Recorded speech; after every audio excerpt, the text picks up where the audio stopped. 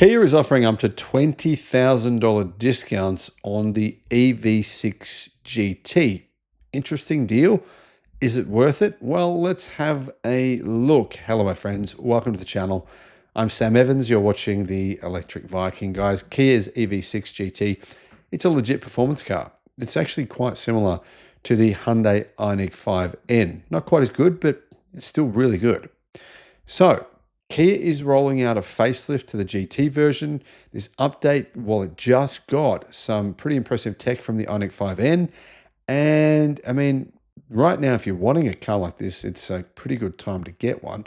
Apparently, there's around $10,000 discounts on these straight up. However, if you lease one, you can get a $20,000 lease cash rebate.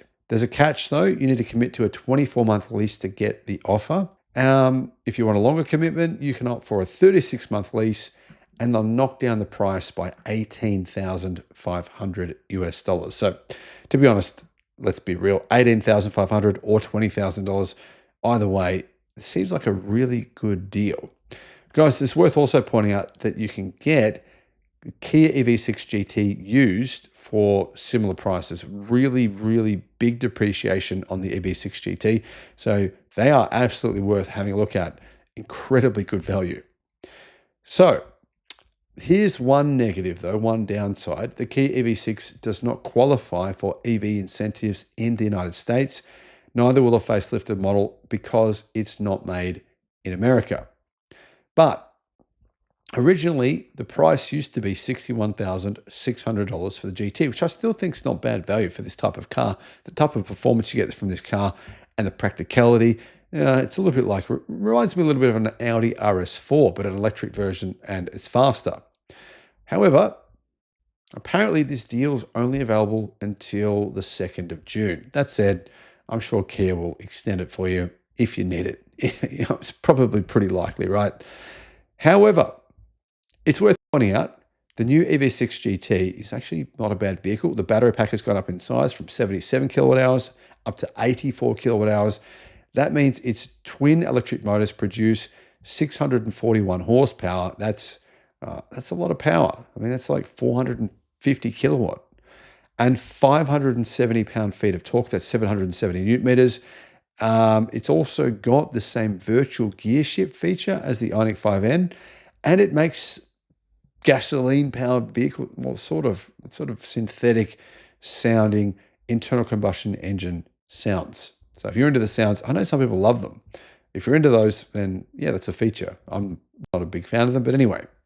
What else can you get? Well, apparently the newer EV6 GT, so the brand new version that's just come out, they're offering $12,500 in lease cash on that model. So $12,500 discount if you want the brand new version, $20,000 if you want the superseded version. Considering this is US dollars, this is quite a big discount. Performance-wise, how quick is it? Well, it'll do 0 to 100 kilometers an hour, 0 to 62 miles an hour in 3.5 seconds, which is just ridiculous. However, there is one issue. Top speed. However, there is one issue, which is driving range. The previous model had a driving range of 218 miles, right?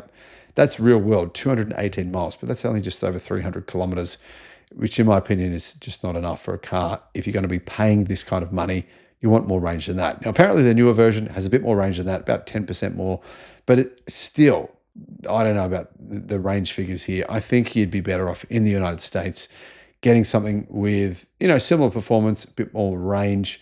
One car that comes to my mind is the new Tesla Model Y Performance, but that's not out yet. And who knows when it will be. Probably, I'm going to guess 4 or 5 months from now. Guys, let me know what your thoughts are in the comments.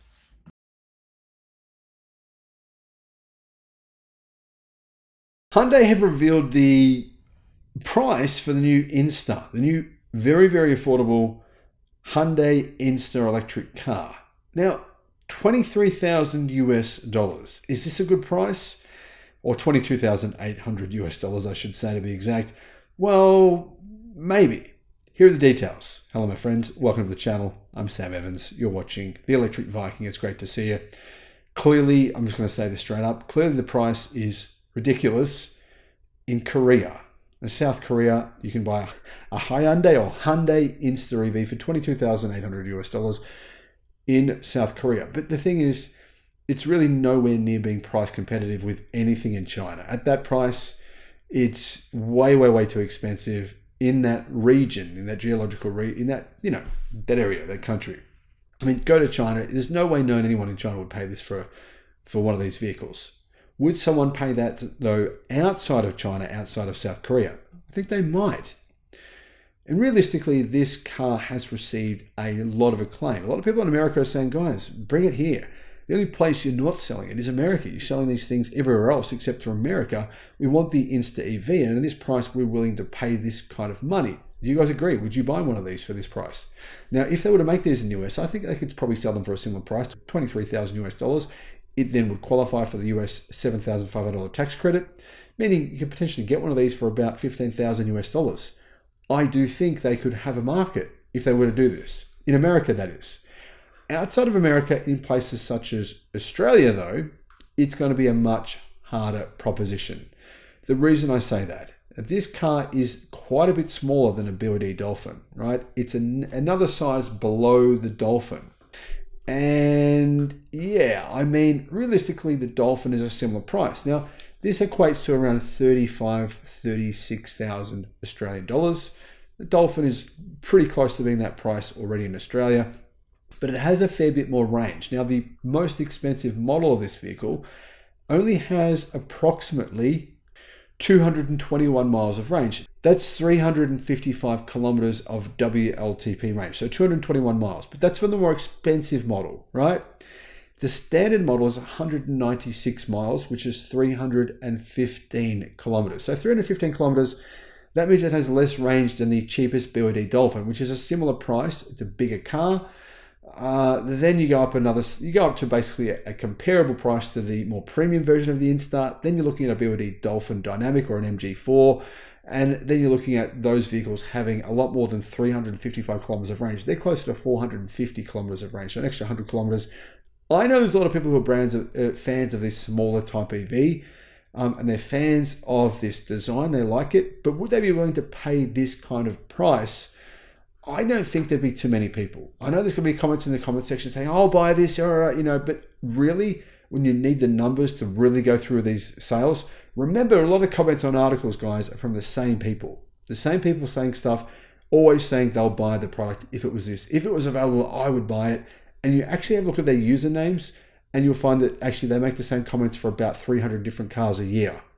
So you really need a lot more than a couple of people in the comments for a car to sell. And I still think it's a bit too expensive. The other reason I think it's too expensive is because there are so many Chinese automakers who are bringing in similar vehicles, right? Or bigger vehicles with more range for a similar price.